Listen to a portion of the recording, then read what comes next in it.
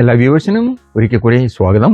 ഇന്ന് ഞാൻ ഉണ്ടാക്കാൻ പോകുന്നത് 2 ഐറ്റമാണ്. നാരങ്ങാക്കറി, മാങ്ങാക്കറി. ഓണം വരുവാണല്ലോ. ഓണത്തിന്റെ 2 ഐറ്റമായ ഉപ്പേരി, അതായത് ബനാന ചിപ്സ്, ശർക്കര വരട്ടി, അത് ഉണ്ടാക്കി പോസ്റ്റ് ചെയ്തിട്ടുണ്ട്. അതിന്റെ കൂടെ നമുക്ക് ഇലയുടെ തുമ്പത്ത് ശർക്കര വരട്ടിയുടെയും ഉപ്പേരിയുടെയും കൂടെ അടുത്ത് 1-2 സാധനം ഉണ്ടാവുമല്ലോ. ഇഞ്ചിക്കറി, നാരങ്ങാക്കറി, മാങ്ങാക്കറി. അതില് നാരങ്ങാക്കറിയും മാങ്ങാക്കറിയാണ് ഇന്നുണ്ടാക്കുന്നത്. പക്ഷെ ഒരു അബദ്ധം പറ്റിപ്പോ എന്ന് പറഞ്ഞാൽ മതി, പറ്റുന്നതല്ല അബദ്ധമാണല്ലോ.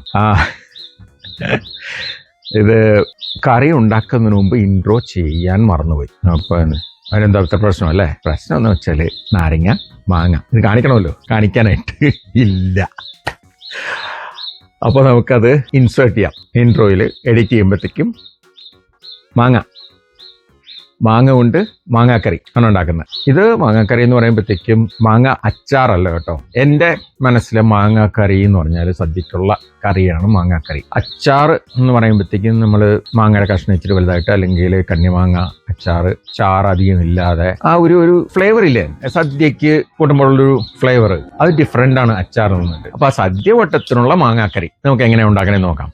മാങ്ങാക്കറിക്ക് വേണ്ടത് മാങ്ങ വേണം, മുളക് പൊടി, ഉലുവാപ്പൊടി, കായപ്പൊടി, ഉപ്പ്, പിന്നെ വെള്ളം, പിന്നെ കടുക് വറക്കാനായിട്ട് കടുക്, ഉണക്കമുളക്, കറിവേപ്പില. ഇത്രയാണ് മാങ്ങാക്കറിക്ക് വേണ്ടത്. മാങ്ങ നമ്മൾ ചെറിയ കഷ്ണങ്ങളായിട്ട് മുറിച്ചെടുക്കണം. ഇത് എന്ത് ഷേപ്പാണെന്ന് അറിയാൻ പാടില്ല, ചിലപ്പം ഇച്ചിരി മധുരിച്ച് തുടങ്ങിയതായിരിക്കും. നമുക്ക് ഉണ്ടാക്കി നോക്കാം. അപ്പോൾ ഇത് മുറിച്ചിട്ട് കാണിച്ചു തരാം. മാങ്ങ പുളിയിട്ടുണ്ട് 2 സൈഡ്. ബാക്കി അരിഞ്ഞു. ഇതെങ്ങനെ അരിയണേന്ന് കാണിച്ചു തരാം. നിങ്ങൾക്ക് എല്ലാവർക്കും അറിയാമായിരിക്കും, എന്നാലും കാണിച്ചു തരാം.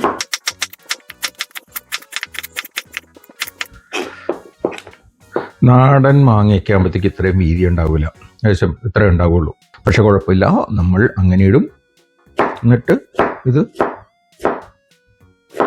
കനം കുറച്ച് അരിയും.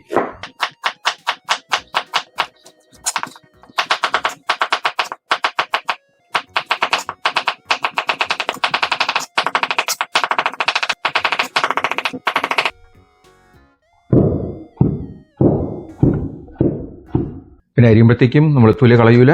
തൊലി വേണം.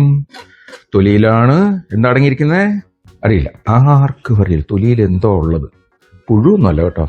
പുഴു ഉണ്ടെങ്കിൽ അകത്തായിരിക്കും, തൊലിയിലായിരിക്കില്ല. തൊലിയിലാണ് കൂടുതൽ പോഷകാംശങ്ങൾ ഉള്ളത്.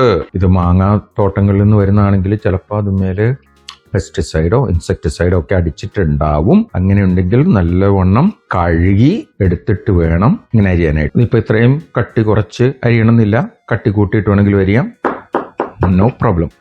ആ ഒരു മാങ്ങയിൽ നിന്നും ഇത്രയും കഷ്ണങ്ങൾ കിട്ടിയിട്ടുണ്ട്. നമുക്കിത് വെച്ചിട്ട് മാങ്ങാക്കറി ഉണ്ടാക്കാം.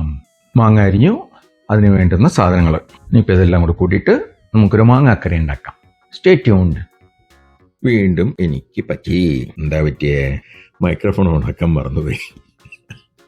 അയ്യോ, ഒരു ഡയറക്ടറോ ആരെങ്കിലും ഒരാളെ കൂടെ കിട്ടിയാൽ ഇത് ശരിയാക്കാം. നമുക്ക് എന്താ ഇവിടെ ഞാൻ പറഞ്ഞത് എന്നുള്ള ഒന്ന് റീക്യാപ്പ് ചെയ്യാം. നമ്മൾ ഒരു ചീനച്ചട്ടിയോ എന്താ ചട്ടിയെന്ന് വെച്ചാൽ അടുപ്പത്ത് വെക്കുക, എണ്ണ ഒഴിച്ച് ചൂടാക്കുക. ഈ എണ്ണ ആദ്യമേ ഇൻഗ്രീഡിയൻസിന്റെ കാര്യം പറഞ്ഞപ്പോഴത്തേക്കും പറഞ്ഞില്ല. നമുക്ക് കടുക് വറക്കാനായിട്ട് എണ്ണ ഇല്ലാണ്ട് കടുക് വറക്കാൻ ഒക്കൂല, പച്ചവെള്ളത്തിൽ പറ്റൂല. ഇപ്പൊ പച്ചവെള്ളത്തിൽ നിന്ന് പെട്രോളോ ഏതാണ്ടൊക്കെ ഉണ്ടാക്കണം എന്നൊക്കെ അവിടെ ഇവിടെയൊക്കെ കേൾക്കുന്നുണ്ട്, അല്ലെങ്കിൽ ഗ്യാസ് ഉണ്ടാക്കണം എന്ന് കേൾക്കുന്നുണ്ട്. പക്ഷേ ആ വിദ്യയൊന്നും എനിക്കറിയില്ല. പച്ചവെള്ളത്തിൽ നിന്ന് എണ്ണ എടുക്കാൻ ഒക്കൂല, അതുകൊണ്ട് എണ്ണ തന്നെ വേണം. അപ്പൊ നമ്മൾ എണ്ണ ഒഴിച്ച് ചൂടാകുമ്പോഴത്തേക്കും കടുക് പൊട്ടിച്ച് മുളക് ഇട്ട് കറിവേപ്പില ഇട്ട് ഇതിലേക്ക് വേണ്ടത്ര വെള്ളം ഒഴിച്ച് നമ്മുടെ മുളക് പൊടി, ഉലുവാപ്പൊടി, കായപ്പൊടി, ഉപ്പ് ഇത്ര ഇട്ട് ഒന്ന് തിളപ്പിക്കണം. എന്നിട്ട് ഈ ഓഫ് ചെയ്തിട്ട് മാങ്ങ അതിലേക്കിട്ട് ഇളക്കി അടച്ചു വെക്കണം. അപ്പൊ ഈ വെള്ളം ഒഴിക്കുന്നതിന്റെ കണക്കാണ് നമുക്ക് അറിയേണ്ടത്. സദ്യക്കുള്ള മാങ്ങാക്കറി ഒരിടത്ത് വിളമ്പിയാൽ അപ്പുറത്ത് വരെ മിക്കവാറും ഒഴുകിപ്പോകും. അത്രയ്ക്കുള്ള ചാറാണ് നമ്മുടെ സദ്യയുടെ മാങ്ങാക്കറിക്ക്. പക്ഷെ നമുക്ക് ചാറ് കുറയ്ക്കാം. ആരും വീട്ടിൽ വന്നേച്ച് നിങ്ങൾ ചെയ്തത് മാങ്ങാക്കറി അല്ല എന്ന് പറയില്ല കേട്ടോ. അതുകൊണ്ട് പ്രശ്നം വേണ്ട, നിങ്ങൾക്ക് വേണ്ടത്ര വെള്ളം ഒഴിച്ചാൽ മതി. അപ്പൊ നമ്മൾ അരിഞ്ഞു വെച്ചിരിക്കുന്ന മാങ്ങയ്ക്ക് വേണ്ടത്രയും വെള്ളം ഒഴിച്ചാണ് തിളപ്പിക്കേണ്ട. ആദ്യമേ മാങ്ങയൊക്കെ ഇട്ട്